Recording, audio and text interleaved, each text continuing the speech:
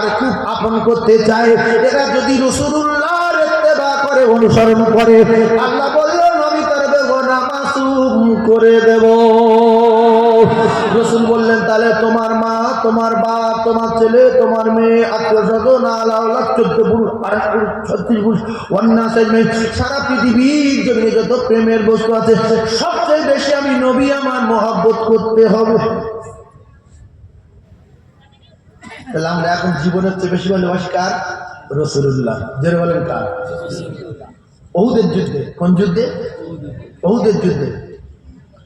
উহুদের যুদ্ধে একটা মেয়ে ছেলে 3 জনে গেছে যুদ্ধ করতে, একটা স্বামী আর 2টো বেটা, একটা স্বামী আর 2টো বেটা। তো ভোরের বেলা যখন আওয়াজ হচ্ছে যে নবী শহীদ হয়ে গেছে, নবী কি হয়েছে একটু কথা বলে, শহীদ হয়ে গেছে। এখন এই চমে এই আওয়াজটা মিথ্যা আওয়াজ, ধোঁকা আওয়াজ, আওয়াজ দিয়েছে কিন্তু ধোঁকা। তো শহীদ হয়ে গেছে, ধোঁকা আওয়াজ শুনে এক মহিলা দৌড়াচ্ছিল। কয়েকজন সাহাবী বললেন কোথায় যাচ্ছ গো? বলছে আমি উহুদে যাচ্ছি। বলছে তুমি উহুদে যাচ্ছ? বলছে তোমার তো 2টো ছেলে মারা গেছে, শহীদ হয়ে গেছে উহুদে। মেয়েটা সময় সময় হার্টফেল করার দরকার নাকি? মেয়েটা বলছে না, কার ছেলে মারা গেছে আমি শুনতে চাই, আমি জানতে চাচ্ছি আমার নবী কেমন আছে। সুবহানাল্লাহ বলেন। আমি জানতে চাচ্ছি আমার নবী কেমন আছে।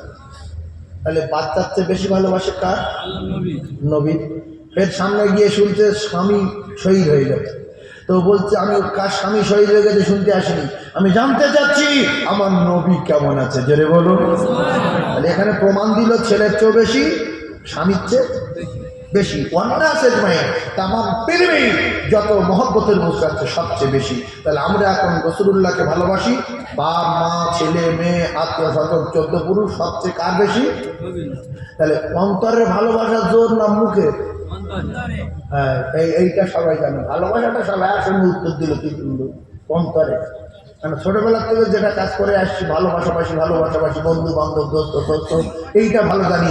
কেউ যদি বলে মুখের ভালোবাসা জোর, তার ভালোবাসা টিকবে না। তাহলে আমরা রাসূলুল্লাহকে ভালোবাসি, আমরা কার ইশকে দিওয়ানা? রাসূলুল্লাহর ইশকে দিওয়ানা। সবাই আমি যখন বলবো ইশকে দিওয়ানা, আমার সঙ্গে বলবেন, যে বলবে না এর বিচার আল্লাহ করবে। ও গো শেষ জামানার